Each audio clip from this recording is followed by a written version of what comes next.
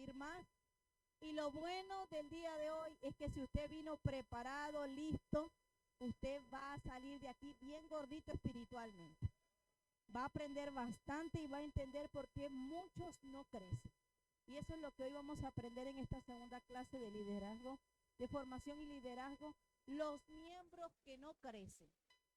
Y yo quiero que usted entienda algo, que todas estas enseñanzas, el único propósito es que usted descubra, conozca y se alimente más del mundo espiritual y entender o darle respuesta a esas preguntas que muchas veces están en nuestra cabeza o son una duda en nosotros. Amén. Y hoy estaremos hablando de los miembros que no crecen.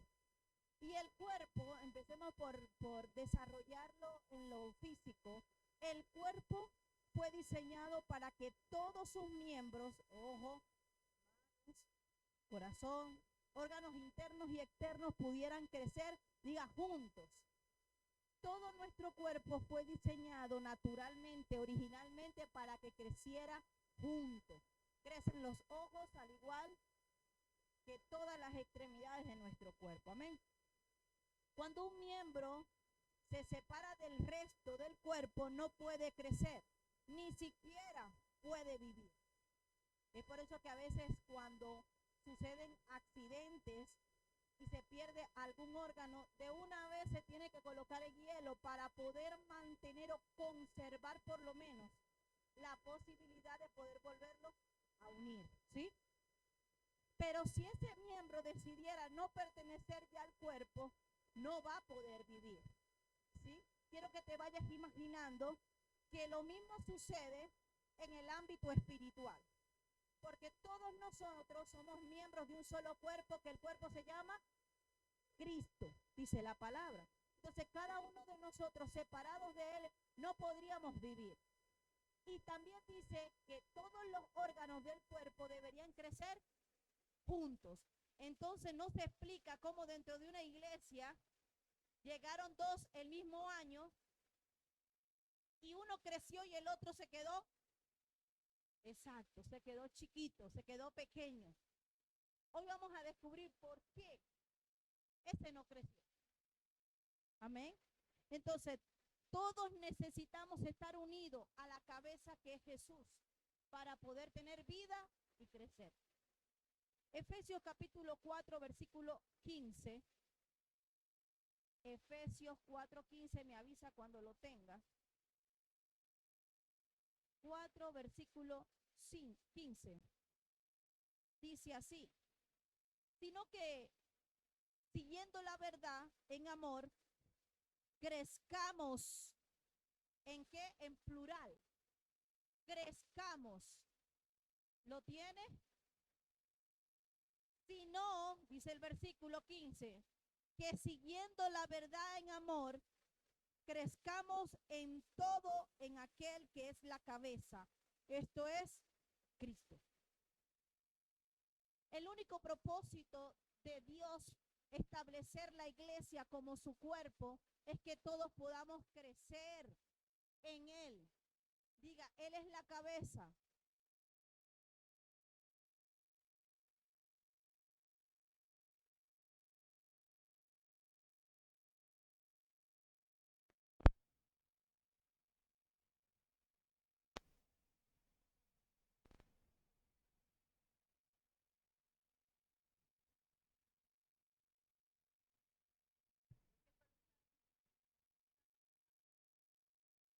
Los usaron mucho en la mano.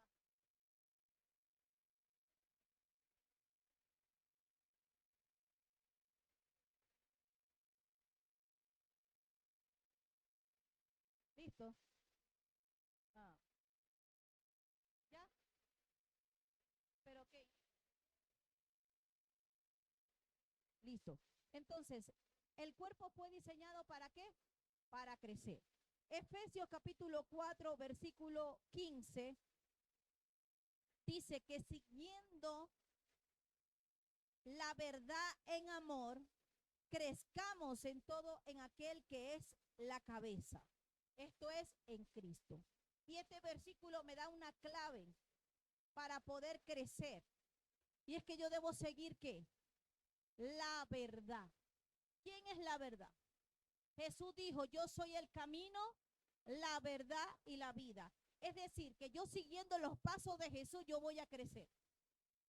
Si yo quiero establecer mi propio camino y seguir mi propia verdad, yo no voy a crecer. Crecemos cuando seguimos la verdad que es Cristo. Y eso nos va a hacer crecer, ¿por qué? Porque Él es la cabeza. Hablando en verdad, en amor, crecemos en todos los aspectos que necesitamos en la vida. No se mienta usted cuando usted tenga una actitud en alguna área incorrecta. No se mienta, corríjase. Porque la única forma en la que tú vayas a crecer es cuando en alguna área, en algún aspecto de tu vida, tú te juzgues según la verdad de Cristo. Amén. La palabra nos hace énfasis en la necesidad de crecer de manera proporcional. Es decir, Cristo es la cabeza y el cuerpo debe ir creciendo proporcionalmente. Hay un trastorno que se llama acondroplasia, que es un trastorno de crecimiento de los huesos, en donde la cabeza es normal, pero las extremidades, a partir del tronco, es pequeño. Ese trastorno se llama acondroplasia, que es un trastorno del crecimiento de los huesos y que ocasiona el tipo más común de enanismo. Este trastorno médico afecta el crecimiento óseo y afecta el desarrollo normal de los huesos, trayendo como resultado una baja estatura y deformidad. Entonces, los huesos son tan importantes que vayan creciendo al mismo nivel de la cabeza. Todas nuestras extremidades deben ir creciendo de manera proporcional. ¿Qué pasa entonces si Cristo es la cabeza y nosotros somos el cuerpo? Imagínense ese cuerpo que es la iglesia de Cristo, y entonces resulta que uno es el brazo derecho y otro es el brazo izquierdo. Entonces uno quiso seguir la verdad en amor para crecer junto con Cristo y el otro quiso crecer según su propia verdad. Entonces va a ser una mano normal y una pequeña. Porque lo que se está atrofiando allí no es la cabeza, es del tronco hacia abajo. Y del tronco hacia abajo somos nosotros, es la iglesia. Allí está el problema, que Cristo nos diseñó como iglesia, que la cabeza está normal. Él está bien como cabeza. Los que tienen la mayor demanda de crecer proporcionalmente a la cabeza somos nosotros. Entonces, cuando la persona decide crecer a su manera, no es que yo inicié junto con fulano, pero yo voy a crecer a mi ritmo. Eso no se explica, eso no tiene una validez espiritual, porque tú tienes que ir creciendo conforme a la cabeza.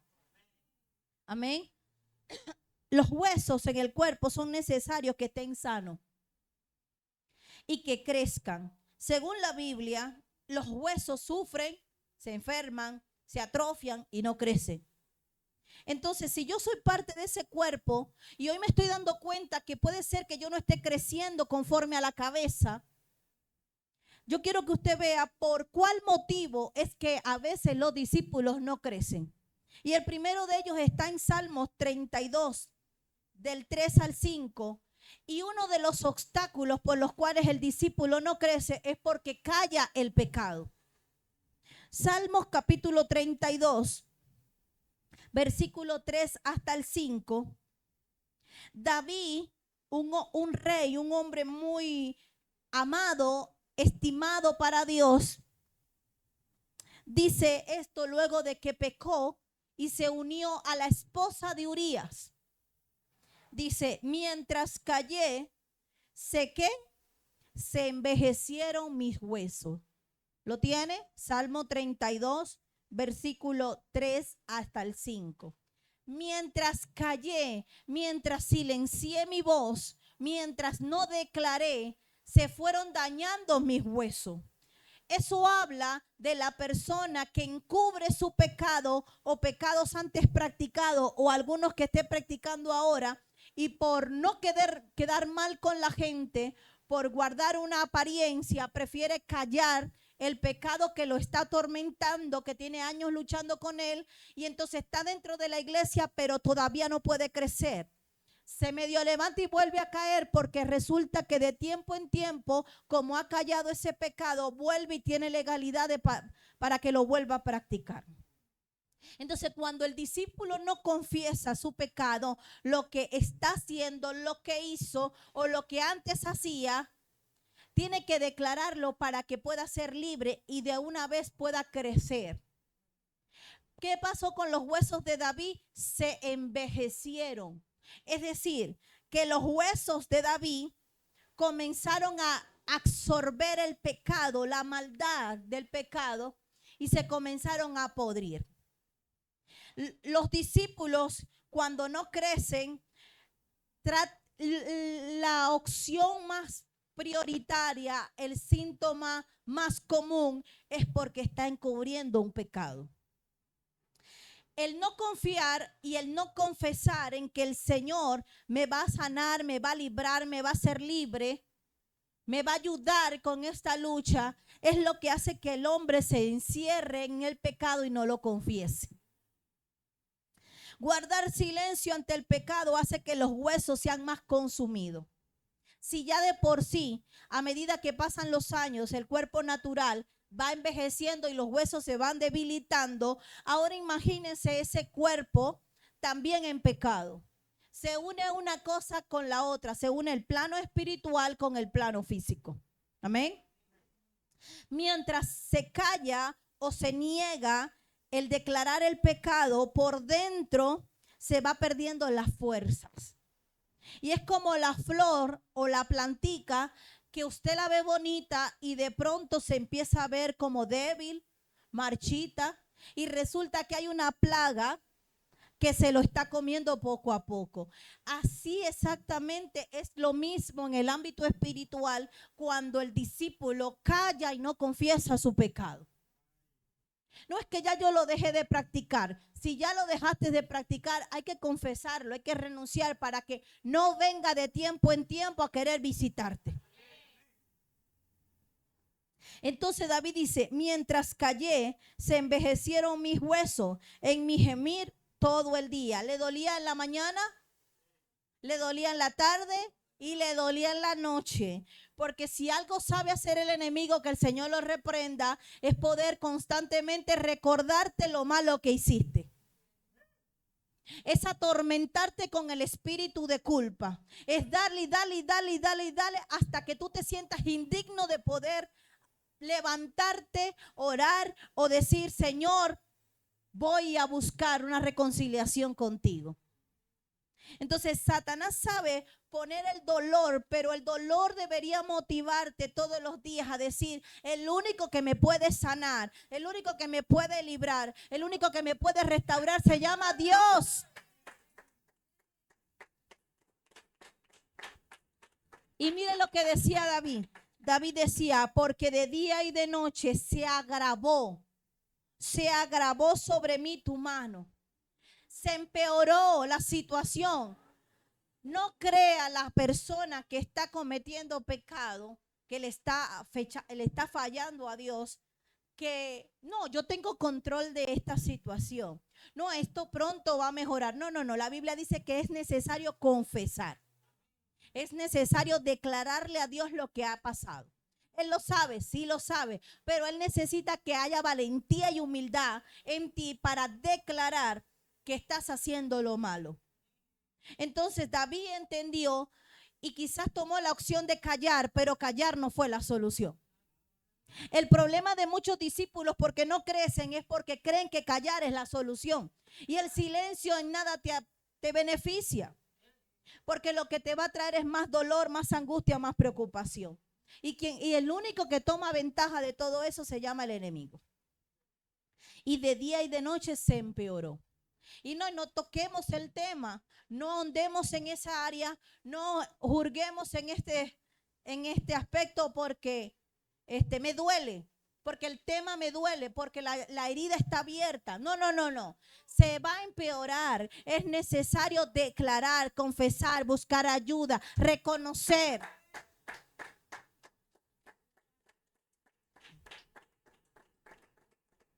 Dice, se volvió mi verdor en sequedad de verano. Hermanos, comenzó la sequía para David. Quizás los planes se empezaron a fallar. Los proyectos se comenzaron a truncar. ¿Por qué? Porque estaba en plena operación en el mundo espiritual un ocultamiento, un silencio, una negación de pecado. Y cada vez que queremos encubrir el pecado, las cosas van a empeorar.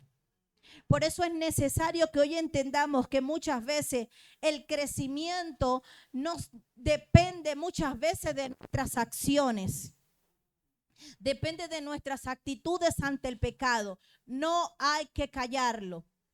No hay que silenciarlo. No hay que encubrirlo. Hay que declararlo. Mi pecado te declaré, dice el versículo 5. Y no encubrí mi iniquidad. Dije, confesaré mis transgresiones a Jehová. Y tú perdonaste la maldad de mi pecado. La solución estaba al alcance de una aceptación. La solución estaba al alcance de una declaración. La solución estaba al alcance de una confesión. Lo que pasa es que la misma valentía que se tiene para pecar debe ser la misma valentía que te debe motivar a declarar, a confesar, a aceptar, a reconocer. Yo no leo en la Biblia que diga David y Jesús y Dios se tomó un mes para responderme. Y al año siguiente Dios me perdonó. No. Dice, es más, ni termina el versículo. Dice, dije, confesaré mis transgresiones a Jehová y tú perdonaste. Dije, es decir, que pasó del pensamiento a la acción y Jehová lo perdonó. Porque el Señor está tan interesado en que su pueblo no se pierda, que su pueblo vaya al arrepentimiento. Entonces Dios está ahí como a la espera de que tú y yo de una vez nos quitemos la ropa y de verdad confesemos y mostremos las costuras y mostremos lo feo y las áreas que tenemos en las cuales transgredimos, ofendemos a Dios. Y dice que el de una vez Jehová lo perdonó de la maldad de su pecado. Dios no está tardándose en perdonar. El que se tarda en confesar es el hombre. Mientras más el hombre se tarde en confesar, más tarde llegará el perdón del pecado, porque él mismo lo está atrasando. Esto te debe motivar a ti, a que cada vez que por una u otra cosa te reconozcas que has fallado o que has pecado, enseguida vayas a la presencia de Dios. Porque no quiero que seas una persona con este tipo de trastorno, que la cabeza está bien, pero tú eres un miembro pequeño. Tú eres un miembro que se quedó atrofiado, deforme. No, que tú crezcas en la misma proporción que crece la cabeza. Amén. Entonces, no sirve de nada callar, porque daña nuestra formación. Nosotros somos parte de ese esqueleto, si así lo pudiéramos ilustrar, que es la iglesia de Cristo.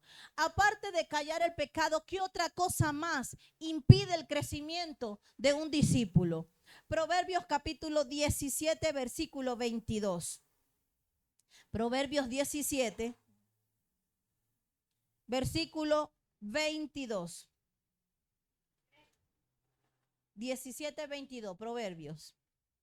Lo segundo, si usted lo está enumerando, que hace que un discípulo no crezca, se llama el doble ánimo. Amén. Dice Proverbios 17, versículo 22. El corazón alegre constituye buen remedio, mas el espíritu triste seca los huesos. Y ese espíritu triste es el doble ánimo.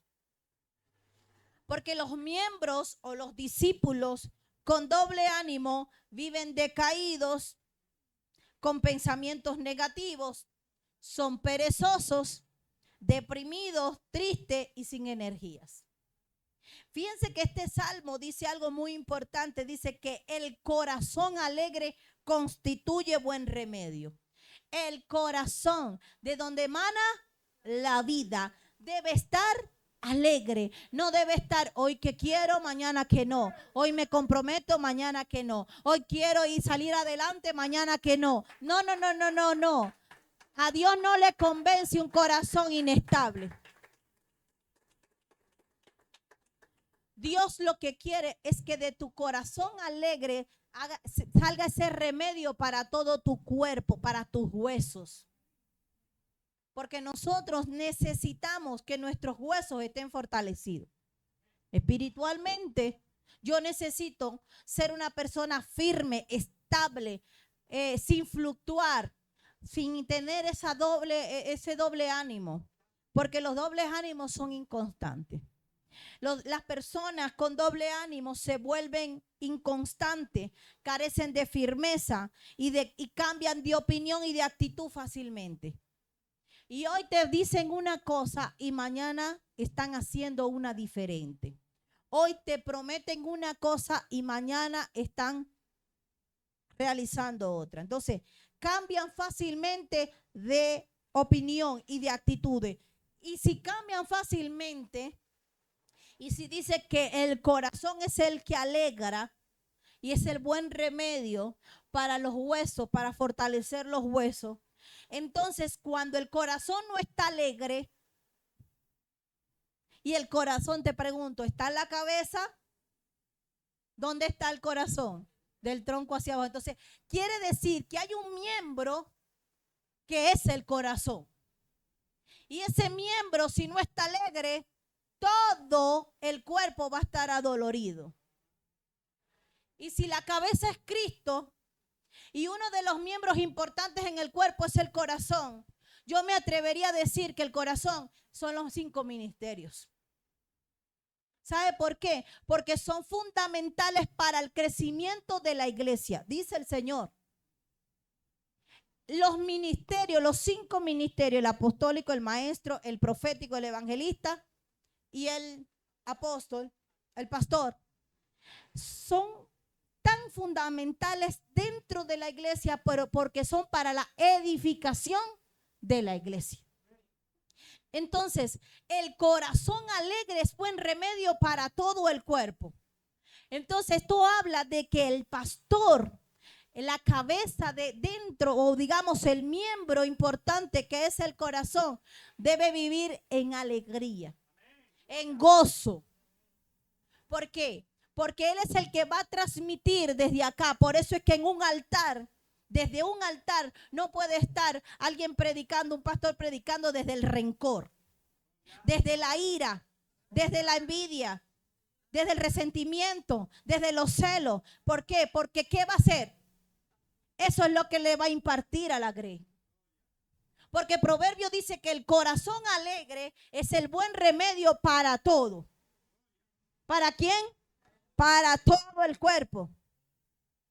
Entonces, tiene que tener la iglesia un corazón, un pastor con un corazón de pastor, de buen pastor, de alegre, de compasivo, con un carácter intachable, con paciencia, con amor.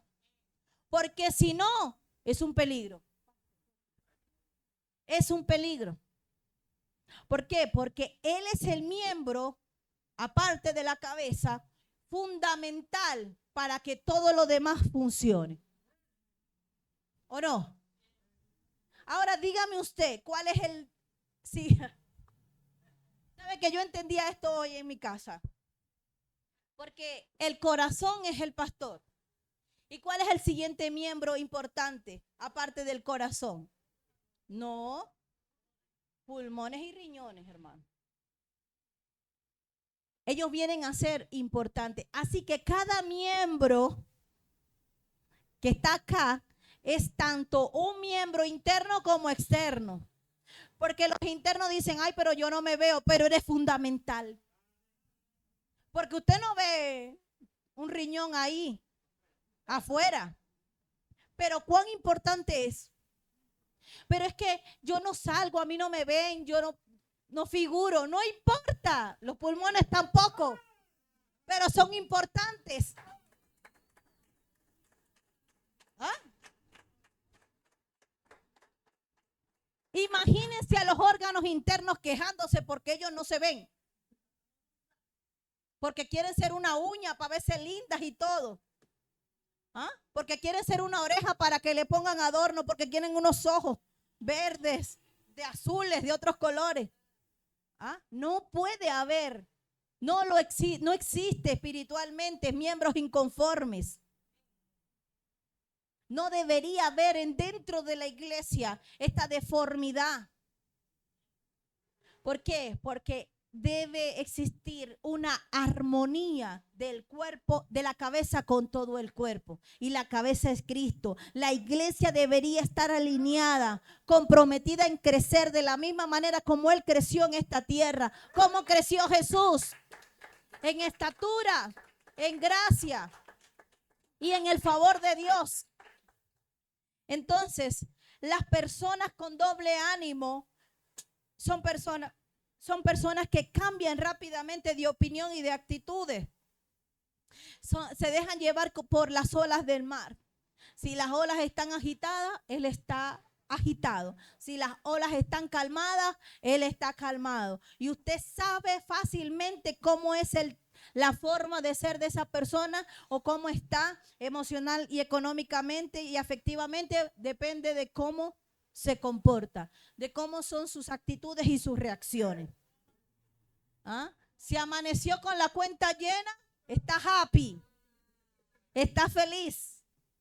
Pero si se le dañó algo, se le descuadró algo, usted lo ve molesto. Las personas con doble ánimo son de compromiso dividido. Es decir, a veces sirven y quieren alinearse, buscar de Dios, y otras veces se aferran a los deseos mundanos. Nadie dijo amén a eso. ¿Usted sabía que usted podía escribir y decir amén al mismo tiempo? Se puede hacer dos cosas y se puede decir amén. Entonces, el que tiene un compromiso dividido dice, bueno, dependiendo cómo, si me sale fiesta, pachanga, reunión o compromiso, asisto, me comprometo en la iglesia. Pero si esta semana mi familia tiene un compromiso, si me salió algo imprevisto, pues te tengo como de última opción, Dios. Por eso es que hay discípulos que no crecen, porque el compromiso no lo tienen en el 100 para Dios, sino que quizás está tan desproporcionado que a veces es un 50, a veces es un 40, a veces un 30, o definitivamente son un 0.0. Nadie dijo amén a eso. Sigamos haciendo ejercicio, puede decir amén. Las personas con doble ánimo no tienen fe y la duda se centra en todas sus conversaciones. Y usted habla con esa persona y la persona a usted le nota la duda, la incredulidad y la falta de fe. Porque de pronto está, no, pero mi hermano, pero no escuchaste que profetizaron, que dijeron, que van a hacer. No, pero es que yo no creo que ese hermano Dios lo use en milagro. Yo no creo que vaya a pasar así. Yo no creo. La duda es el centro en sus conversaciones. Y usted le dice, mi hijo, mi hija, hermano, vamos a hacer esto. No, eso no creo que vaya a dar. No parece que vaya a funcionar. Entonces, en todas con sus conversaciones, ¿qué va a notar usted? Duda de que Dios lo va a hacer. Que es una persona de doble ánimo. Y por lo tanto será un discípulo que no va a crecer, que va a ser atrofiado. Pastora, dígame más para conocer. Además, son personas que cuestionan las bendiciones y no le ven respuestas a las oraciones. Es decir, son personas que se tardaron 20, 15, 30 años de su vida para llegar a Cristo, pero quieren los resultados rápidos de sus oraciones. Y duraron tantos años alejados de Dios, pero quieren llegar. No, el hijo cuando volvió a casa, el hijo pródigo, cuando volvió a casa, llegó sin exigir nada. Nada. Mas el padre quiso darle al ver la actitud humilde. ¿Cuántas veces sucede que hay discípulos que quieren llegar a exigirle, a demandarle a Dios en la oración?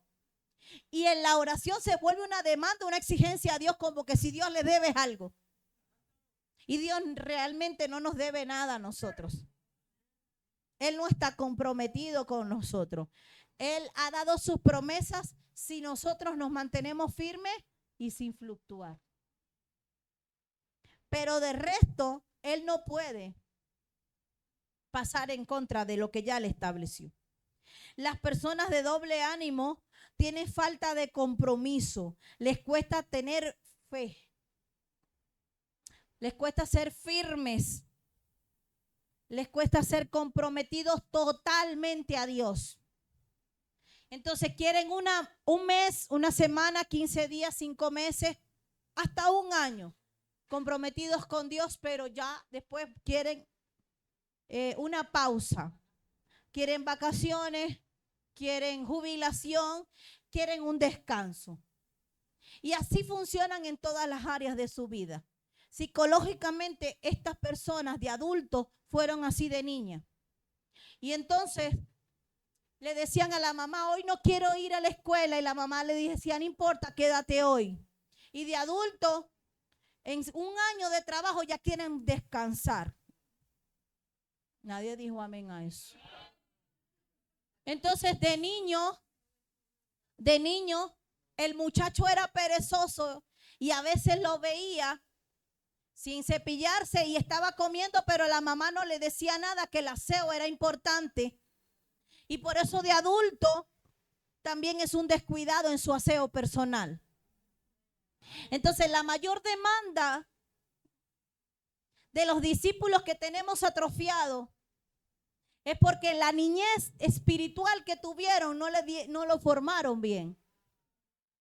Y resulta que estamos recibiendo discípulos que ya están, que visitaron muchas iglesias y tienen años de apartados, convertidos, y lo volvieron un hobby. Y entonces ahora quererles dar una nueva formación, quererles enseñar los principios, quererles enseñar la forma, las enseñanzas, les cuesta.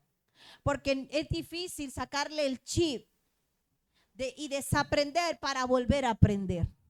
Es por eso que al adulto le cuesta volver a agarrar buenas costumbres, porque desde niño en su casa lo dejaron hacer lo que quería.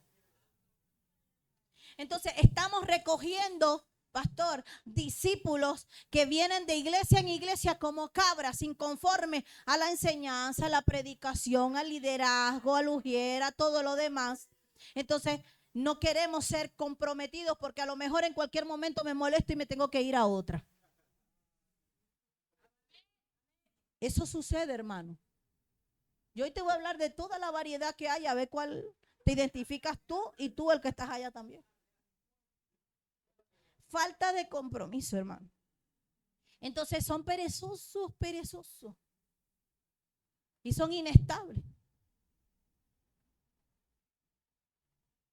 Nadie dijo amén a eso.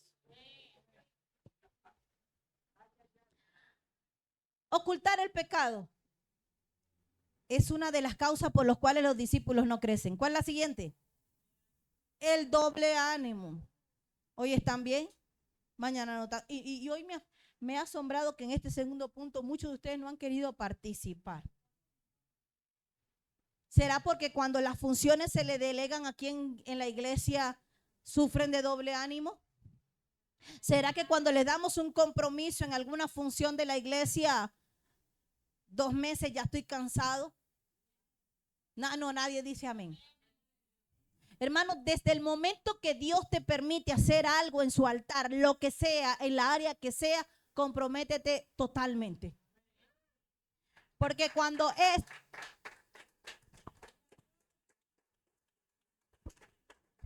esto se vuelve prioridad para ti, tú te vuelves prioridad para Dios. Cuando Dios nos hizo el llamado al pastorado, que no buscábamos, pero a Dios le plació, nosotros no dijimos hasta 6 años. No dijimos hasta cierto tiempo. No, Dios no lo hubiera otorgado. Porque esto es hasta que Él venga. Así que cualquier función que te den, así sea rotativa, hasta que Cristo venga, hazlo de lo mejor para el Señor. Con el mejor entusiasmo. Reprende el doble ánimo. Reprende la pereza. Reprende la depresión. Reprende la tristeza. Reprende los pensamientos negativos. Repréndelos. Porque esos son los que muchas veces no te dejan ser una persona estable. Y al ser una persona inestable, ¿cómo te toman en cuenta? ¿Cómo entras en la opción? ¿Cómo el Señor te toma como una opción? ¿Cómo te llama? Si te ha avisado y te ha alertado a las 3, 4 de la mañana para ver si empiezas a orar, ¿por qué? Él te tiene una sorpresa y no lo haces. Entonces la sorpresa te la perdiste porque la actitud no fue la correcta. Y la bendición no llegó porque la actitud no fue la correcta. Las personas con doble ánimo dan un paso para adelante y 2 para atrás. Son tan inconstantes como las puertas de vaivén. Usted intenta empujarlo y él se viene para atrás otra vez. Y uno como pastor los quiere ayudar para adelante. Vamos, muchachos, vamos a enseñarlos cómo se predica. Vamos a enseñarlos cómo se da la ofrenda, cómo se da la primicia. Y ellos en un medio descuido de uno para atrás. ¡Bum! Dejan de asistir a clases, dejan de comprometerse, ya no se congregan. ¿Qué más, iglesia? Anda, se quedaron callados. Entonces, los discípulos no crecen porque callan el pecado, porque sufren de doble ánimo. Y el tercero te va a gustar. Proverbios 14:30. Descúbrelo tú. Proverbios 14:30. ¿Ya lo leyó? Dígame cuál es. Ajá. Entonces, ¿por qué hay discípulos que no crecen? Porque sufren de envidia.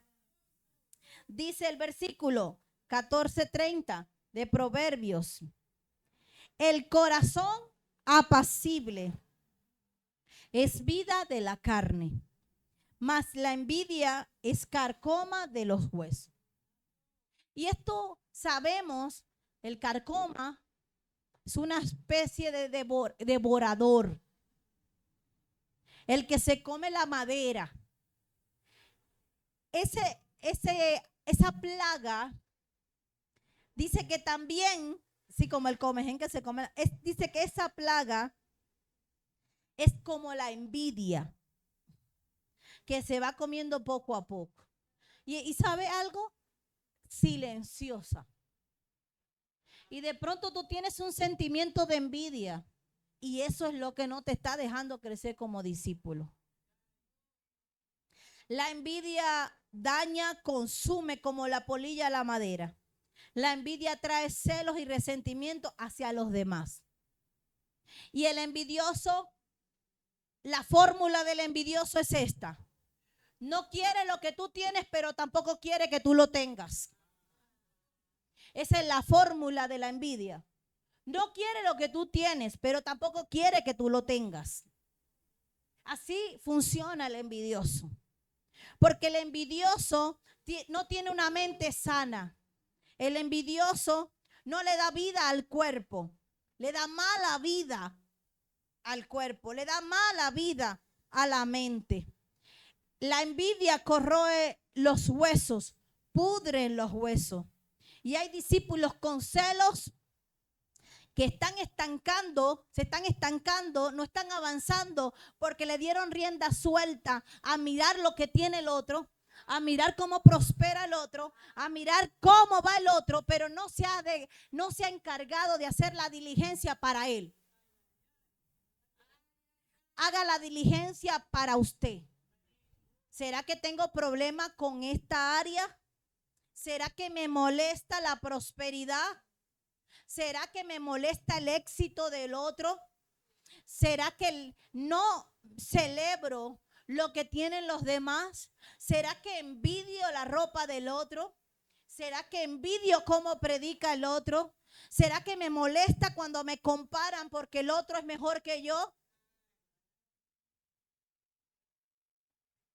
Para combatir la envidia hay que tener una mente sana. ¿Por qué? Porque Satanás te va a tirar el dardo, va a poner la semilla, va a poner que tú mires con ojos como inconformes y de pronto comienzas a mirar al hermano feo o el hermano te está mirando feo y tú no le has hecho nada. Es más, tú no tienes ni qué y tú mismo dices, pero ¿qué me envidia? ¿O qué le molesta si yo no tengo nada? Pero es que ya él observó que tú eres feliz con lo poco que tienes. Eres agradecido con lo poco que tienes. No te das mala vida con lo poco que tienes. Y él, aunque tenga mucho, no sabe vivir con eso. Pastor, te lo perdiste. Gánese la bendición ahí. Ahora, la envidia corroe los huesos. La envidia destruye hogares. ¿Sabe qué es tremendo callar a un envidioso? Buscar la forma cómo explicarle que los celos lo están matando. Cuando usted tiene una persona que usted conversa con ella y de una vez empiezan a aflorar. ¿Y no viste que fulana llegó con esos zapatos? No le quedan bien. A mí me quedan mejor.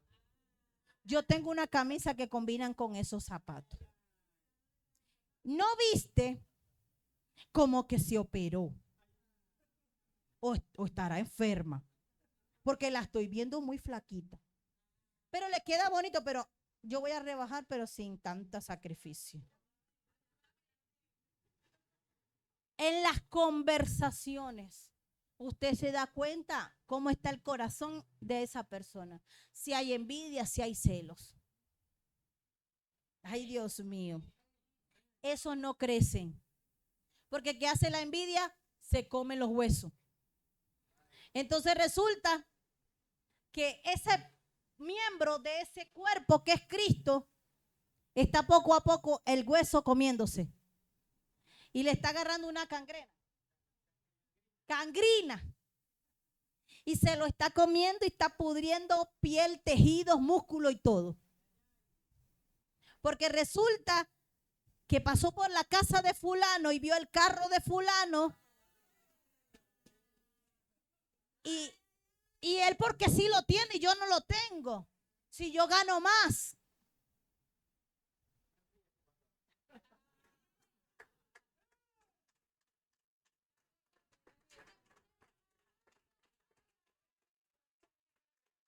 Y me gusta este versículo porque dice que el corazón apacible.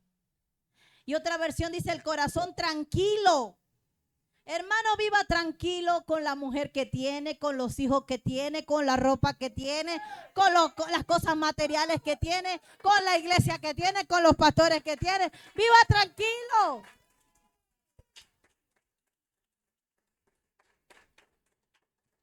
No son como usted quisiera, pero tenga fe que el que comenzó la buena obra la va a perfeccionar y le dará todo lo que usted se merece. Pero no, la envidia no la haga parte de su esencia, porque eso hace que el discípulo no crezca. Y yo quisiera tener, ay, porque yo no tengo, porque nací en esta familia, porque estoy en este país, porque no me fui.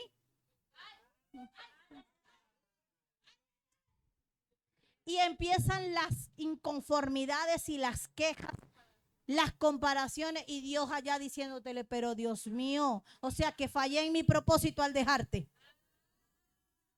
O sea que me estás cuestionando a mí que fallé en el propósito de meterte en ese proceso. O sea, me equivoqué yo, pues. Yo me estoy equivocando. No es que tú eres inconforme, es que yo reconozco, me equivoqué, dice Dios. Menos de, ya vamos, para allá vamos. El envidioso no tiene el corazón tranquilo, anda viéndole la vida a los demás. Anda viéndole el cuerpo a los demás. Anda viéndole la familia a los demás. No le da vida a su cuerpo porque anda pendiente de la vida de otro cuerpo.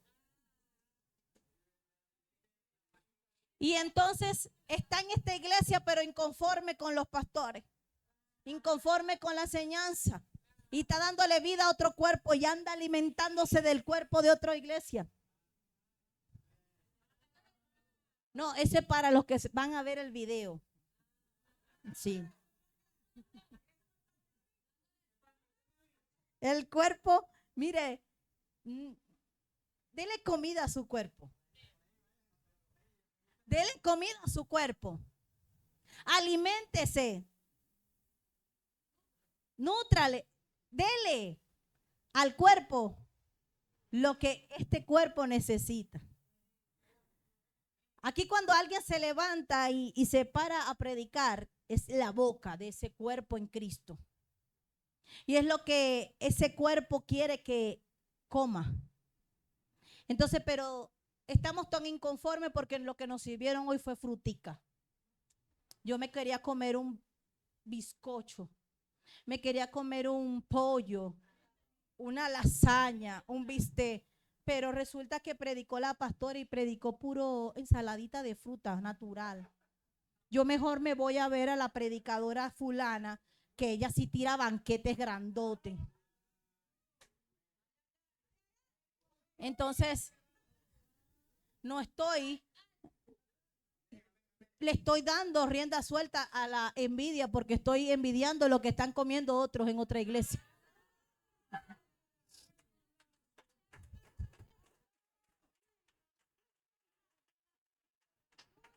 Está muy maracucho el hermano Albert, que qué palazo.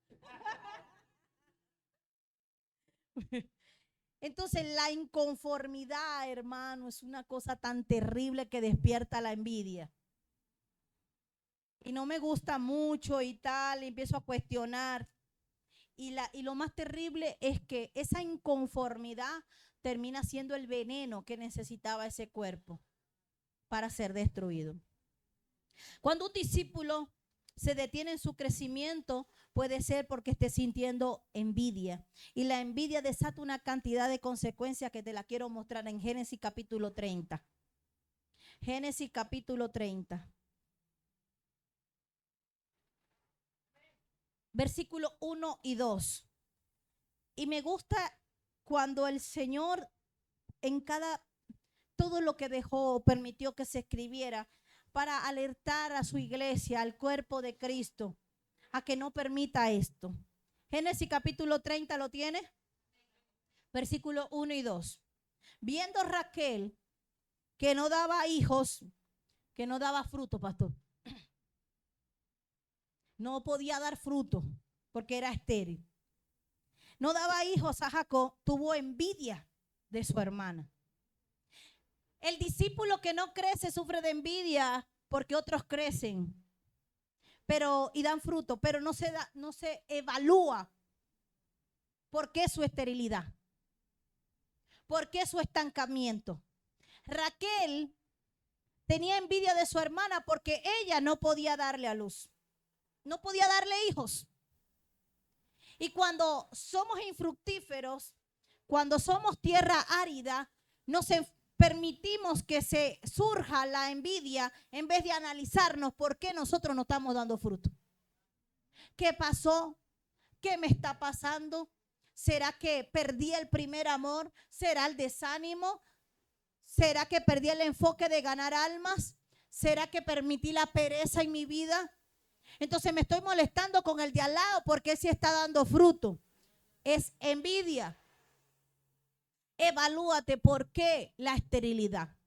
¿Y sabe por qué Raquel era estéril? Porque Raquel era idólatra. Raquel tenía imágenes escondidas de su papá.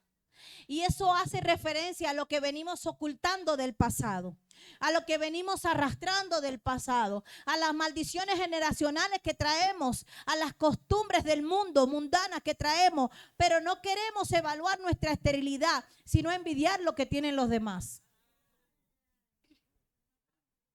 Es más fácil cuestionar lo que tiene el otro. Lea si le puede dar hijos a Jacob. Pero ella nunca fue a la presencia de Dios a preguntarle, ¿por qué yo soy estéril?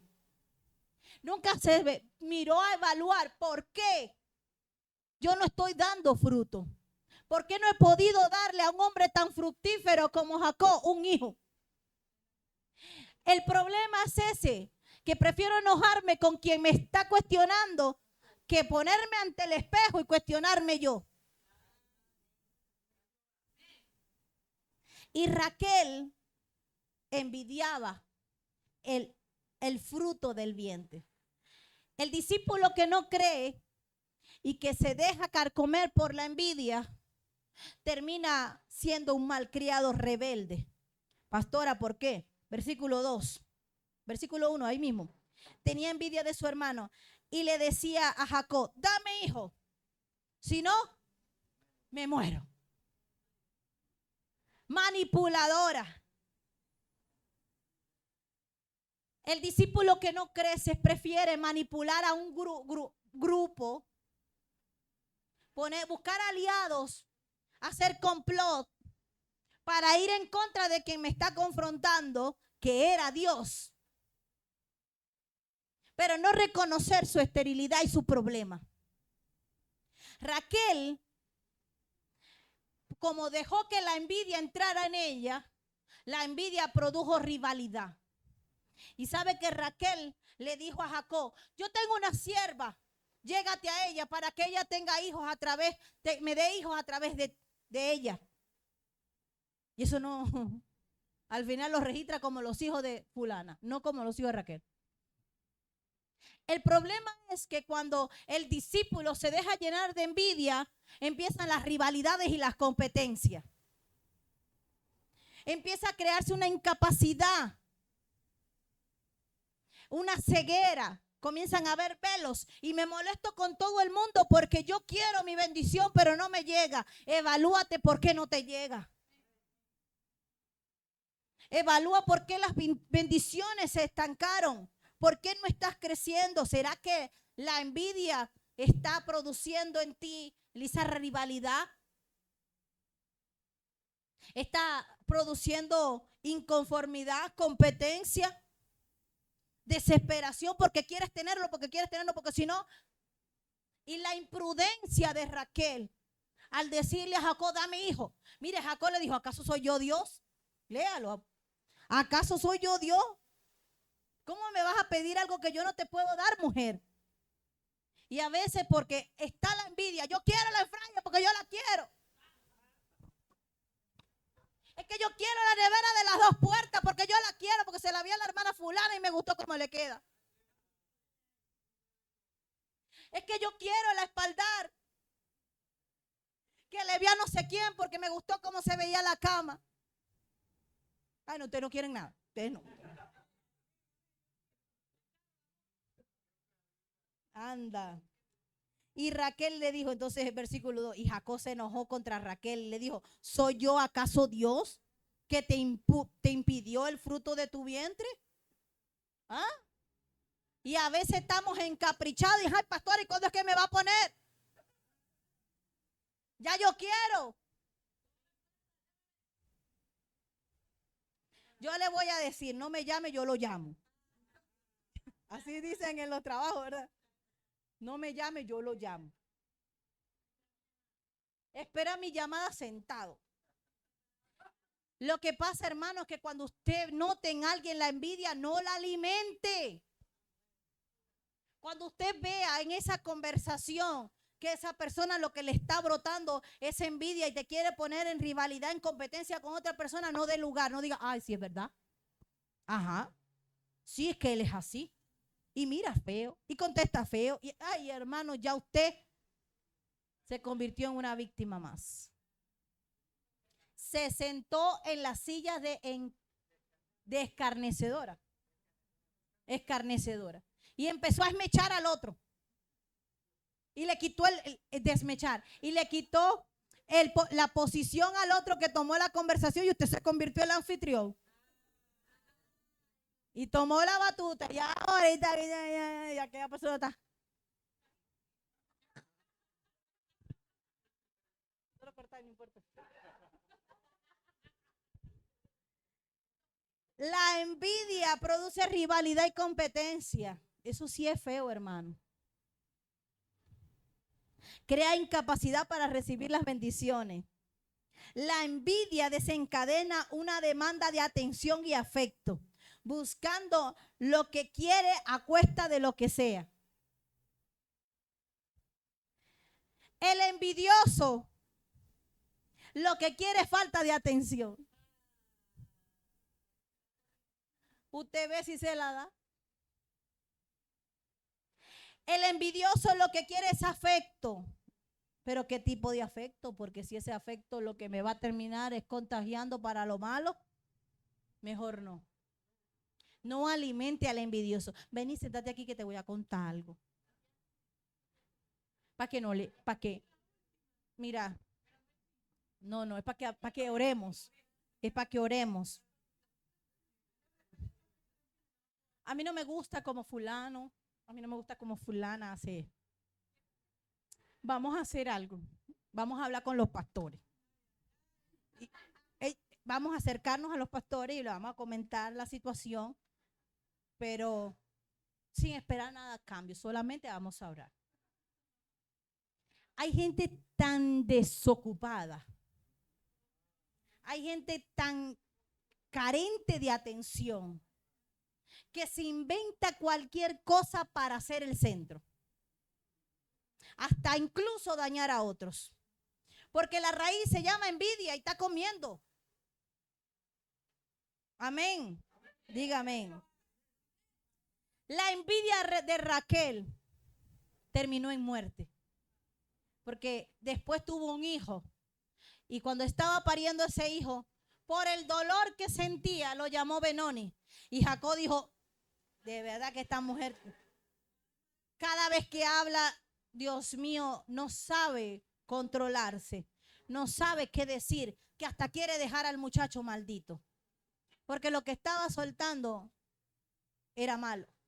Y dijo Jacob, no se llama así, se llama Benjamín, porque es mi hijo de mi mano derecha. Largura de vidas, de vida. Entonces Jacob sabía que Raquel era una imprudente, porque la raíz que tenía Raquel era de envidia. Porque si usted no conoce la historia, o yo creo que usted ya la conoce, Jacob había pagado 7 años por ella, pero no leyó el contrato y el papá le decía, lea, y él no leía. Es más, el papá le dijo, lea, y él no quiso leer. Entonces, cuando llegó a la noche de boda y encontró a Lea, el papá le dijo, pero yo te dije, lea, y no quisiste leer. No me dijiste nada, no captaste. Por eso hay que leer Biblia, porque hay uno que está perdido. Hay que leer. La hermana de Raquel se llama Lea. Y el papá en el contrato le dijo, lea. Y él leía. Y no leía donde decía Lea. El que entendió, hermano. Ya, hermano, le tocó pagar 7 años más para cambiar eso. Y tuvo que pagar a Raquel también. Y Raquel le dio rabia porque no, hermano, se fue a la cama primero con Lea por no leer bien.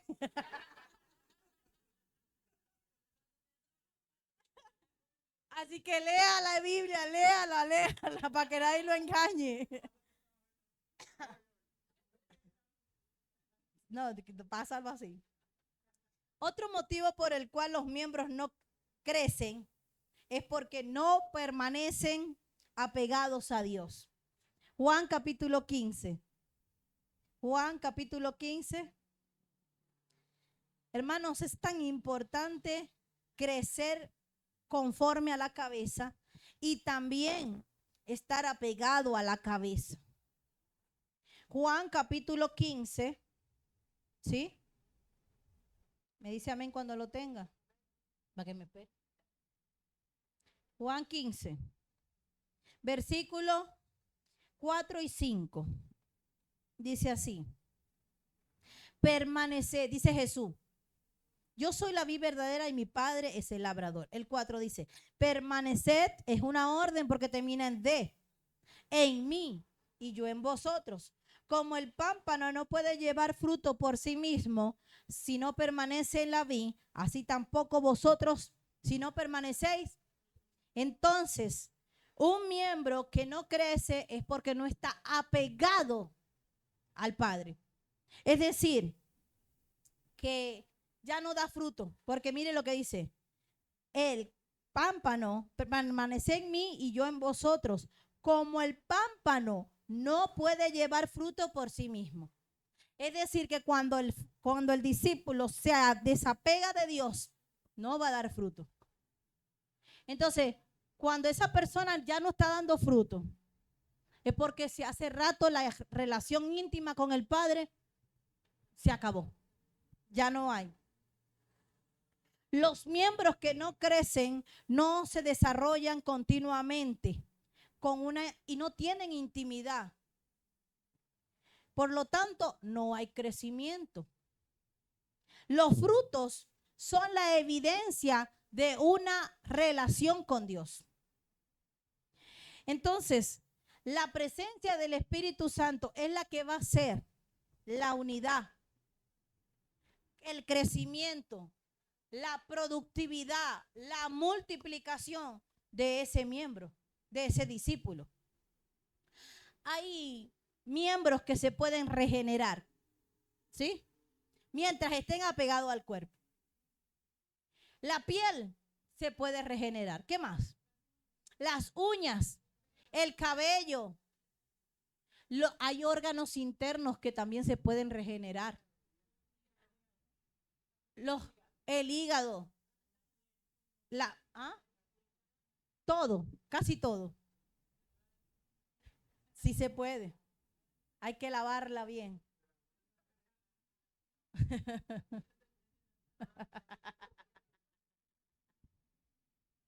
Hermano, que ahí mismo en Juan 16, Juan 15, 16.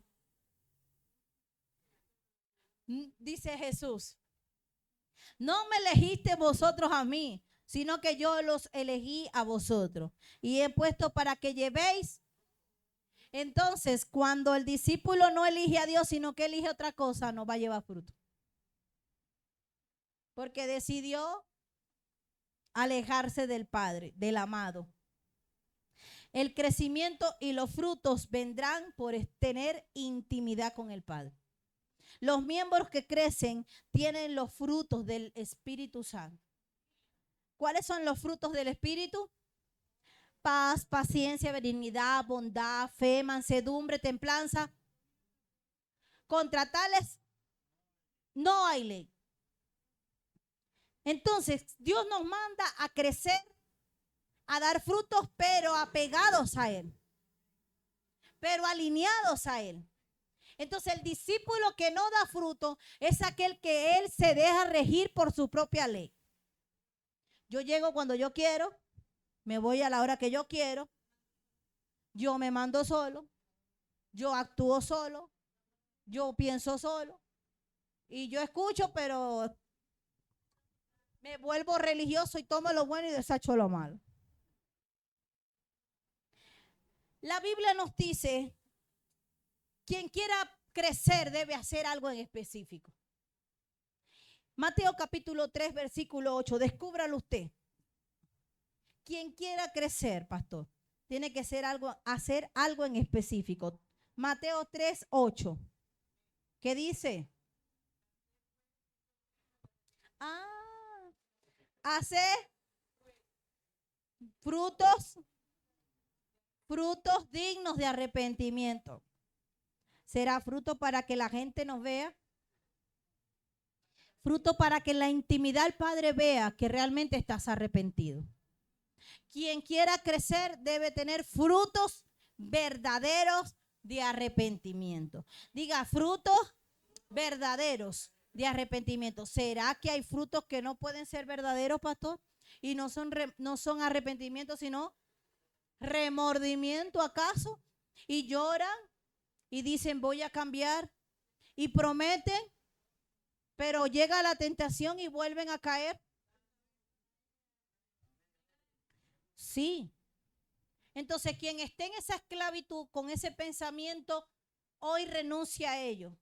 Porque la única forma que puedas crecer es que hayan frutos verdaderos de arrepentimiento.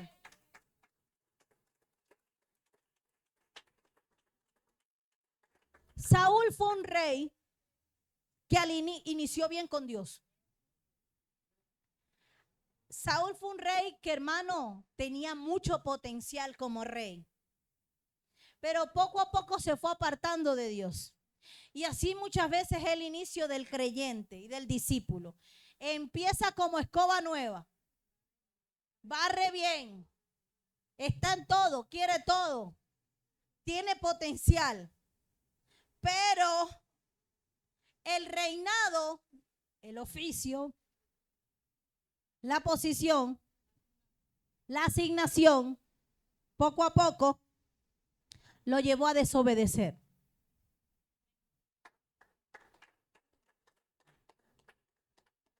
Lo llevó a desobedecer. Y el reinado se le volvió sal en el agua.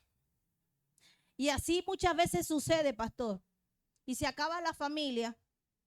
Y se acaba el liderazgo. Porque cuando llegó la autoridad para ejercerla, no la supo ejercer bien. Diga amén, puede decir amén, puede retomar el amén.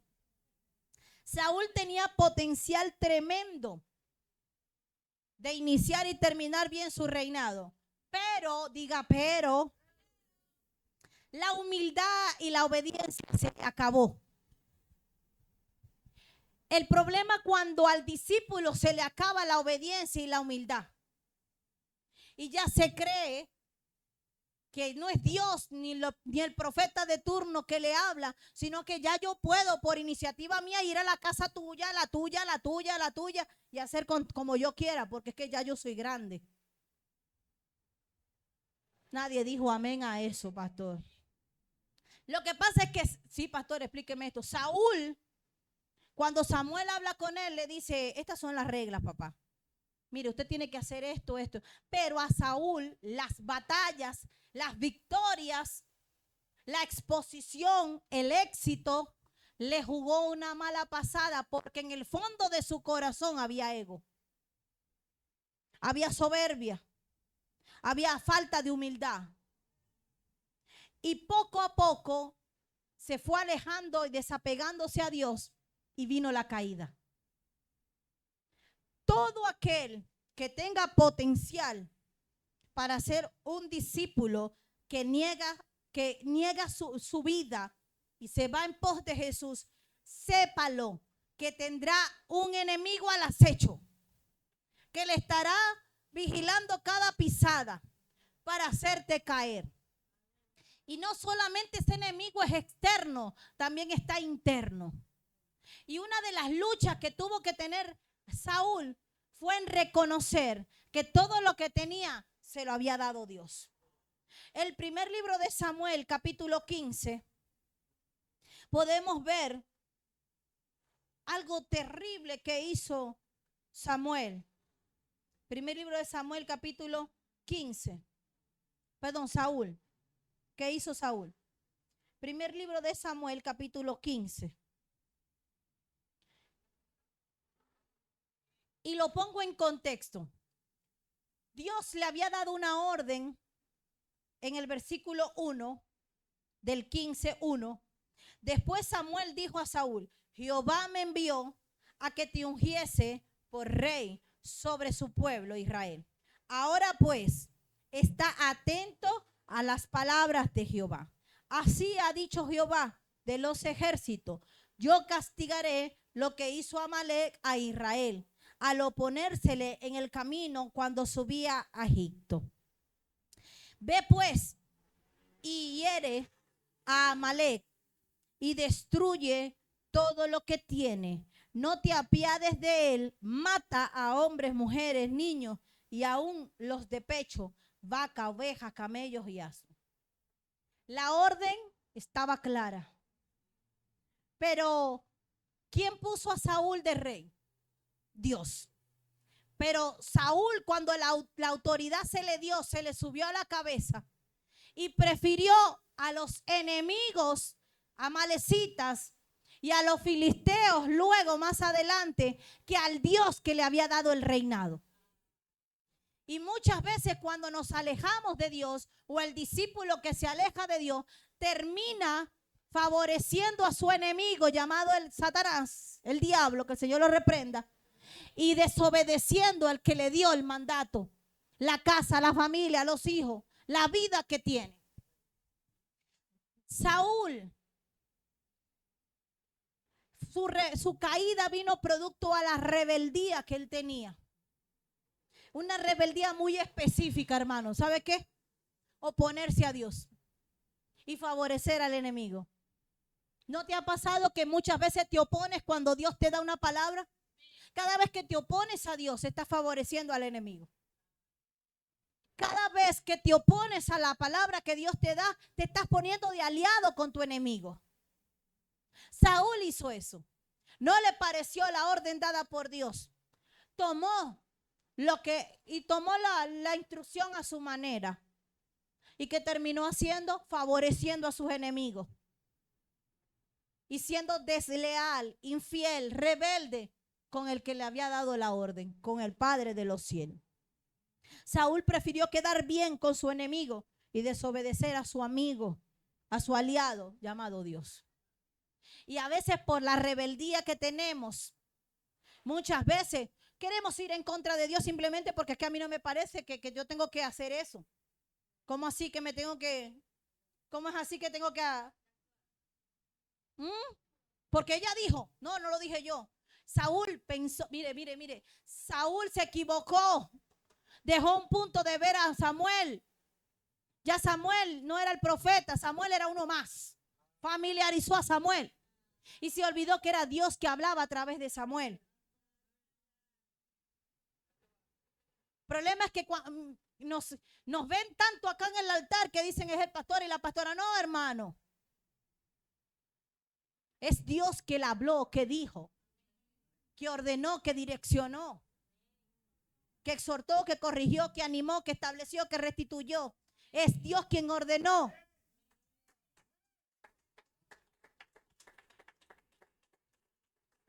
Y quiero que se te pegue esto bien en la mente. Porque Saúl tenía una rebeldía específica. Y el discípulo que no crece tiene una rebeldía específica. Y en esa rebeldía específica, el enemigo se va a poner y te va a incitar para que tú vayas siempre en contra de lo que Dios ya estableció. ¿Cuáles son las cosas que ya Dios estableció? Que te dijo, que te mandó, que te dio orden. Si quieres ir en contra de él, sepa que esa es la rebeldía específica que usted tiene. Nadie dijo amén a eso. Saúl escuchó la orden que era muy clara dada por Dios a través del profeta Samuel. Pero en el versículo 11, el Señor dijo, me pesa haber puesto por rey a Saúl, porque se ha vuelto en pos de mí. Imagínese una mano dándole golpe a la cabeza. ¿Qué crees que es lo que está pasando? Se volvió en pos de la cabeza. Se endemonió. Esto fue lo que hizo Saúl, pastor. Agarró su mano, que es autoridad, y comenzó a darle con la piedra en la cabeza, que era Dios. Porque prefirió esa mano irse para otro lugar a hacer otra cosa. Dios te dijo, adiestra tus manos para la batalla, pero tú quieres hacer con esas manos otra cosa. Entonces, como no estás alineado a Dios, viene la locura, viene el demonio, viene el maligno, viene la ira. ¿Y qué hizo David? Perdón, ¿qué hizo Saúl? Se volvió loco, hermano. Y agarró la autoridad que tenía y comenzó a tirarle piedra a todo el mundo. Y uno de ellos fue David, acechando para matarlo. El discípulo que no crece actúa como Saúl. Agarra la piedra y comienza a darle a la cabeza. ¿O es que usted no ha visto a la gente que está en esa situación? Y de pronto agarra la cabeza y se empieza a dar contra la pared. ¿Qué fue? ¿Qué te hizo a la cabeza? ¿Ah? No es tuya. ¿Por qué? Y usted no ve que el enemigo siempre le ministra a la persona es: dáñate, hazte daño, golpéate, hiérete, porque quieres acabar con la cabeza de ese cuerpo que es Cristo. Entonces, David, no sé por qué digo tanto David, Saúl fue pasivo con los amalecitas y prefirió disgustar a Dios, pero tener el favor de los amalecitas. Así es el discípulo que no crece. Es pasivo para lo mundano. Es tolerante con lo mundano. Prefiere aliarse con lo mundano para agradar al mundano, a Satanás, y disgustar al Padre. El discípulo que no crece da rienda suelta a lo que él quiere, a la autoridad, al dominio propio, al ego, pero no a Dios. Saúl se apartó de Dios y no cumplió lo que Dios le ordenó. Los discípulos que no crecen, versículo 13, obedecen a su manera. Los discípulos que no crecen, obedecen a su manera. Versículo 13. Vino pues Samuel a Saúl, y Saúl le dijo: bendito sea tú de Jehová, yo he cumplido la palabra de Jehová. Samuel entonces le dijo: ¿por qué ha valido? ¿Por qué? ¿Por qué? Pues ¿qué ha valido de ovejas y bramidos de vacas en que yo oigo con mis oídos? ¿Cómo es que los mataste todos y yo estoy escuchando los ruidos de las vacas, de las ovejas? Ay, no, y no era eso solamente. Samuel dijo, Saúl respondió: de Amalec los he traído, porque el pueblo perdonó lo mejor de las ovejas. ¿Quién? El pueblo. ¿Acaso el pueblo tenía más autoridad que él? ¿Ah? ¿Sería el pueblo? No creo. Pero es más fácil echarle la culpa a otro. Es más fácil hacer responsables a otro. Porque el discípulo que no crece como obedece a su manera, no asume la responsabilidad. Entonces, como lo hice mal y tengo que encubrir lo malo que le hice, llegué tarde porque fulana llegó tarde. Me comí eso porque Eva también se lo comió. ¿Qué más? Fui porque él fue. Hablé porque ella me dijo.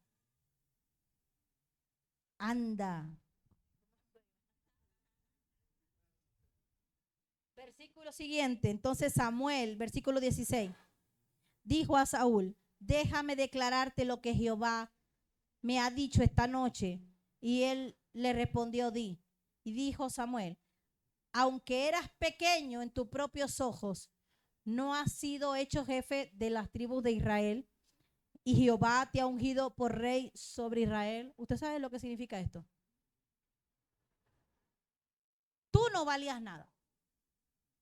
Es más, tú no creías ni en el potencial.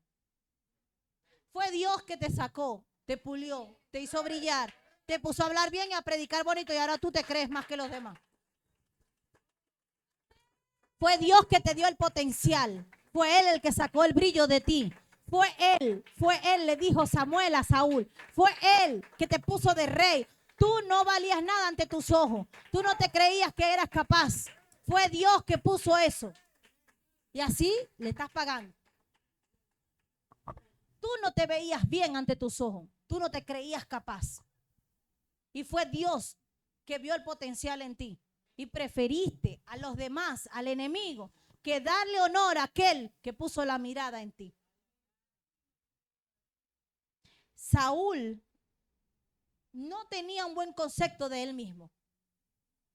Pero aún así, Dios no le importó esa incapacidad que él tenía de él mismo, sino que lo puso de rey. Pero prontico llegó la prosperidad, llegaron las finanzas, llegó el prestigio, llegó el caché, llegó la bendición, el reconocimiento y fácil se te fue la humildad y fácil se te fue la obediencia, porque desde que nacemos hasta que nos vayamos de esta tierra tendremos una autoridad superior. Siempre alguien nos estará mandando. Siempre. Pero Saúl no le gustaba, no le cuadraba mucho que Samuel tuviera mucha autoridad sobre él. Y esa autoridad no era que Samuel no tenía oficio en su casa y quería meterse en la vida de él. Era que Dios le dio una asignación a Samuel. Dirígeme al muchacho, corrígeme al muchacho, sé mi boca ante el muchacho.